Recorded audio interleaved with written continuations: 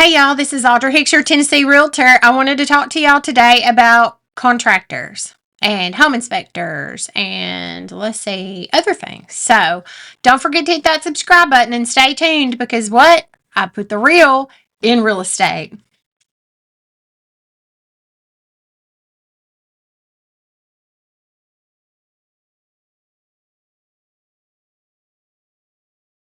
Okay, so I wanted to talk to y'all today about contractors, about home inspection companies, things that we might run into as real estate agents, and everyday homeowners as well. So, when you go to hire or you're in, say you're under contract on a home, whether it be a listing of mine or I have the buyer and my buyer is under contract on a home, we usually will hire a home inspector. If I'm the listing agent, I don't. That's the buyer's agent and their buyer that hires the inspections out during the inspection contingency. So just be careful who you use. Sometimes some home inspectors will do things and tell you that, you know, maybe the HVAC has issues or this or that, and it kind of scares the buyer. And if that buyer doesn't hire the professional that knows the HVAC system to come out and look at it, sometimes they'll ask the seller to do that. So just had one. The HVAC, it the it was on my listing. The HVAC was not testing, or the heat wasn't testing out to be where it needed to be. And there was, I think, ductwork that did not connect all the way, or so we were told. So sent their HVAC person out there, because my folks are already moved. Sent the HVAC that they love and use out there. He said it tests great. There's nothing wrong with it. He went underneath the house. He sent me new pictures where the ductwork that they were talking about, if they had went to the other side, they would see that it's all connected. So nothing was wrong. Hence, another $100 mine had to pay, or whatever it was, to have that looked at, because we don't want something wrong with the HVAC. So, but again, home inspectors are ones that come in and do a general inspection. They may not know HVACs really well, but they know what they're looking at usually, most of the time, on pretty much everything as a whole. So if they see, or maybe their little thing is showing that it's so many degrees off or whatever, and that's not really what HVAC professionals or technicians use on an everyday basis, because that's not the industry they're in. So when you have a home inspection done, that's going to be a general inspection. They are not an HVAC company. They're not plumbers usually. They might have came from industries that have to do with that, or they've been a contractor before. So some really know what they're talking about on pretty much everything. But they do not take things apart. They, won't flip switches. Sometimes they won't, open up a wall. They're not going to, move things to get to certain things, because that's not what they're there to do. So hire a home inspector that you like, know, and trust. Get that referral from your real estate agent. They usually know 1 to 3 or so that they can refer you. They usually have, like I have one that I use all the time, because I know they're very thorough at what they do and they take care of stuff usually. So, and they have a great software program to where when I have to pull the things that my buyer is wanting to ask for, it puts and creates a report with the pictures, the descriptions, and all of that. So that helps a lot, showing the other side to that seller what we're asking for. Sometimes I'll get, repair proposals from agents that they use a home inspector that doesn't have certain software, and they'll just ask for stuff. And I'm like, do you mind sending pictures? Just the pictures of what you're asking for. Or, did they give you a description with pictures? The cool thing about the ones that have like Spectora software or things comparable to that is it's in there in red, green, and yellow, and here are red, orange, and yellow. What is it now? Now I'm gonna have to go look. But anyway, it's color coded, and then we know, if it's just in this, it's mainly maintenance items that your buyer's going to know that they need to take care of over time. Your red and orange, I think it's red and orange. So your red and orange, you need to look at and figure that out, because those are more, especially the red, that probably need to be taken care of, like your GFCI plugs, if they're not working properly, things like that. So, a lot of electrical issues people are going to probably ask you for, things like that. Now, during your home inspection period, if, or even as a seller, if you have agreed to do certain things, when you hire a professional to come out, make sure that they are a professional for that said thing. If you're needing a plumber, get your plumber out there. Now, handyman services, usually they're kind of a jack of all trades, or they have a plumber in it, they have an electrician, they have all these different things, and they're good at pretty much all of that kind of thing. They're more of the contractor.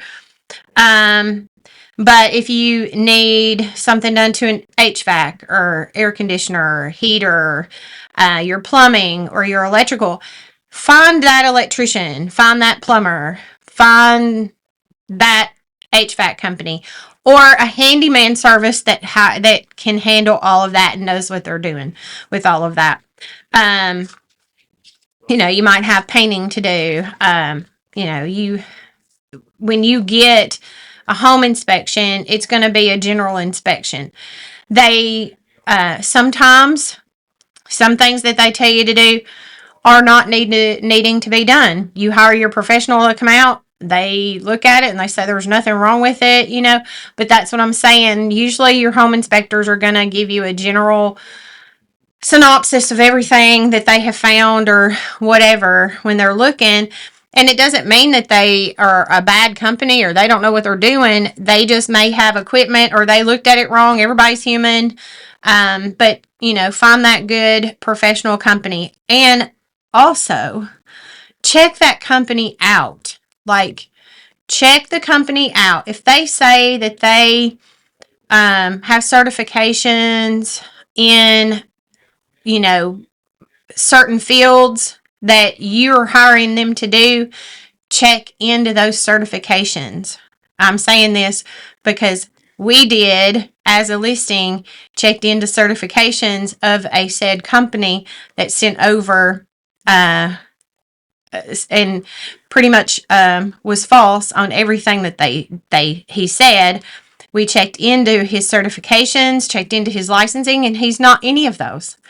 So when he says there may be something wrong, well, we're not going to take that because you don't know what you're talking about. You even lied to us on something else. So just check people out. I done my due diligence for my sellers to make sure that this said company knew what they were talking about, and they didn't. And we kind of knew that they didn't. So do your due diligence in figuring out these companies, because not all companies are out there to do an honest service. Some of them are very much into just coming out and saying there's something wrong so they can profit from it. So just make sure that you look into these companies, because these companies can really put that they are a master in this or certified in this, or I've had the schooling for this. check into their insurance as well, because their insurance, just if they even send you an insurance binder over that says that they have $1 million liability insurance or whatever it may be, call that insurance agency and make sure that they actually do have insurance. Anybody can send you anything, but whether it's true or not is another thing. So they don't like it when you call them out on it either. So they get very defensive. But, when you put false things on something and you're saying that you're the pro in it, you need to prove that you're the pro in it. I'm just saying. But, there are so many companies out there that are out there to rip you off these days. So just be careful whenever you hire companies. A lot of times red flags too, and we're old fashioned, me, my hubby and son. We believe in doing a service, getting paid at the end, and we feel if you don't have enough money to take care of your client until you finish and complete the job to their satisfaction, then get paid, then there's a reason for that. Sometimes it may be that they're brand new in business, not that they don't know what they're doing, but they're new in business and they don't have the capital to back themselves. That's a red flag too. Sometimes you're going to take a chance with that or you won't. So you just got to be careful when people want a third or half up front, because what's their incentive to come back and finish the job if they've already got a lot of the money up front? Because if they are ethical and moral and they have morals about themselves, they will do that. But for us, we've been through it with some companies, and then some we've taken chances and it worked out, but then some do not. So we would rather know that we're going to get a great, honest service from somebody, and of course, we're going to pay them at the end. I see both sides of it. Sometimes the contractors do not get paid at the end, but you could do, if you're a contractor that's going to have a long drawn out process, after so much of the work's done, you get paid so much. And then after another part of the work's done, you get paid so much. I've seen that too. So, I can see both sides of it. It's just hard as a homeowner or even a realtor to, hire somebody that's going to want payment up front, even 100%. Some of you ask for 100%. I'm like, no way. You need to go pound sand. We will find somebody else to do the work. So, we're old fashioned, but that's just the way we believe that you need to do your business, and get paid once you're done. Because if they pay you up front, or they pay you half up front or a third up front or whatever it may be up front, then some other job comes up and then you push them away. You put them off because you got too many things going on. So, and then that person gets disgruntled because they've already paid you and they're not seeing any progress. So it may not be intentional or whatever, but, we've always felt that you shouldn't need money up front, or that means you don't have enough money to do, the work. But that's not always the case. Sometimes it's, you don't want to get stuck with materials. I get that. So, I see both sides of the fence, but just be careful who you hire. Check them out. Make sure that, everybody is on social media pretty much these days. Not everybody. There's some people that just refuse to be on social media, but you can usually check somebody out online, call their certifications, call their licensor, where they get their licenses from, call their insurance, call whoever you have to do, and check them out. If you've been referred to them, make sure, ask that referral questions. And if they can give you references, then you can call those. We've had to check into so many lately that tell us that they are general contractors and lie to us in the face because they're not. because there's a way to find that out if they're a general contractor. People have said that they are certain businesses and they know what they're doing and they are the guru for that, and they're not. Like, they've not even had one class on it. So you really have to check people out these days, just like you would in any industry. Real estate, you ask for referrals, you see how people are, look at their reviews, when people leave them reviews, things like that. Go to social media, see how they act on social media, see if you can get along with them very well. I mean, check people out. For me, I even have, let's see, I think I've got 8 different certifications and designations at the end of my name. I'll be getting more here soon. But, I even laminate all mine. But you can also call and check in to make sure that, I do have this. Mine are ABR, ePro, SRES, PSA, AHWD, RENI, HFR, and ACE. But they mean something. So SRES is my seniors real estate specialist. I love that. I know I've done many videos on that. Accredited community expert. I got the ACE last year. That's for Sumner County. Even though we live in Sumner County, went to school in Sumner County at Beach High School. Graduated from there in 1990. Yes, I turned 52. Accredited community expert last year in Sumner County.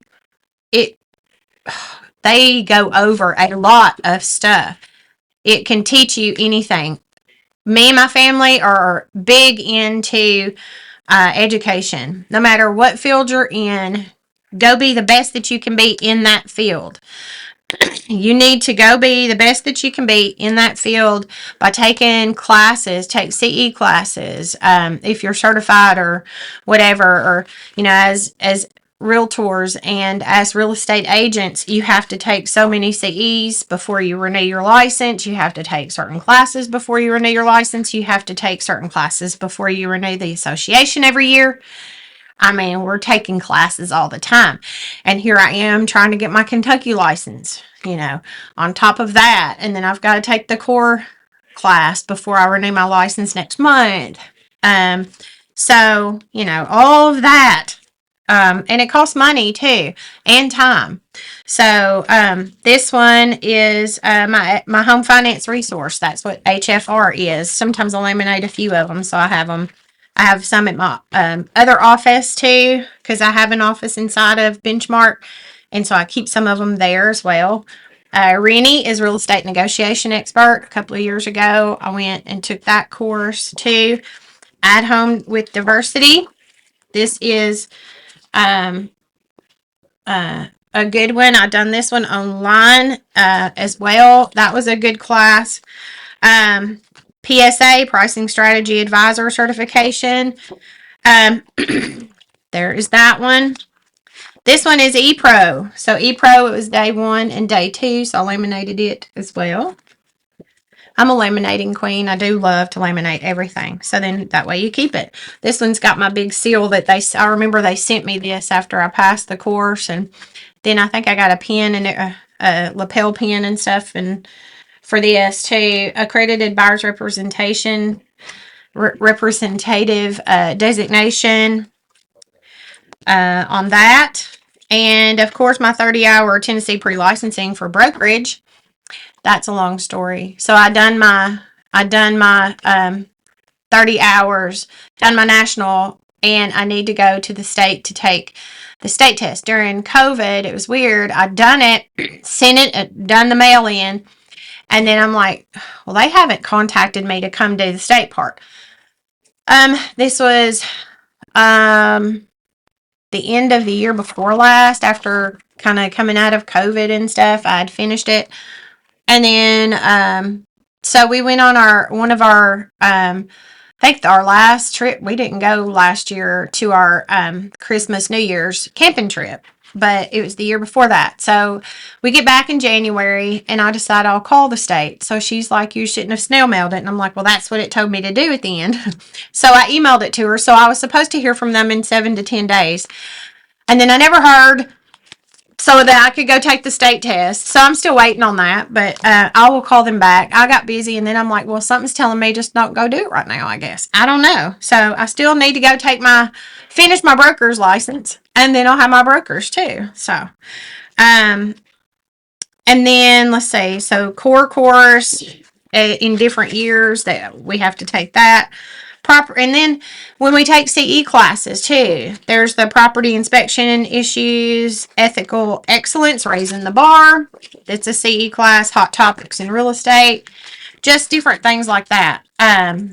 So I just make sure that I stay on top of things, stay in the cutting edge. I want to know everything I can possibly in this business. And the cool thing is being in or owning and operating Big Bear Floor Care for 24 years before we retired from that and went into full-time real estate 8 years ago. In October, it'll be 8 years. That's so weird. But, we went into that. But having a business for like 33 years now, being self-employed and doing all of that, going into homes, getting them prepared to sell, dealing with clients and, all of their moods and stuff. Because in real estate, you're going to see all the moods because it is very, very emotional for all your clients. And then it gets emotional for us agents as well. Some homes we go into after our clients have moved out, and it's like, we've seen them living here. I know they've raised their family or they really love it here. And now it's an empty house. It kind of gets emotional. I think my first few that I did like that, or I moved some of my seniors out and then they're not there anymore. And, it hits home to you that, this is all emotional. It is for clients. It is for the agents. And, you have to have thick skin as an agent, but you also have to be very good with people and dealing with all of their emotions too, because sometimes they'll take things out on you and they don't mean to, just because you're the one right there, and it's emotional for them. But we believe in education. We were masters in our industry before in Big Bear Floor Care through the IICRC, the Institute of Inspection, Cleaning, and Restoration Certification. Yes, I still remember that. We did not want to keep renewing all of those because that was for that industry that we retired from, but we still have all of our knowledge and experience and all of that for all the years that we were in it for 24 years. So, we still have clients that call us all the time wishing we still were in that industry. Because nobody takes care of their home like the Hicks family did, is what I get told all the time. And that makes my heart feel good that people still call and do that. And I'm like, I know it's hard to find people that want to do things right these days. So that's why I'm trying to do this video, just to tell you that, everybody's businesses aren't all the same like they used to be, where they want to take care of you. Some are not ethical.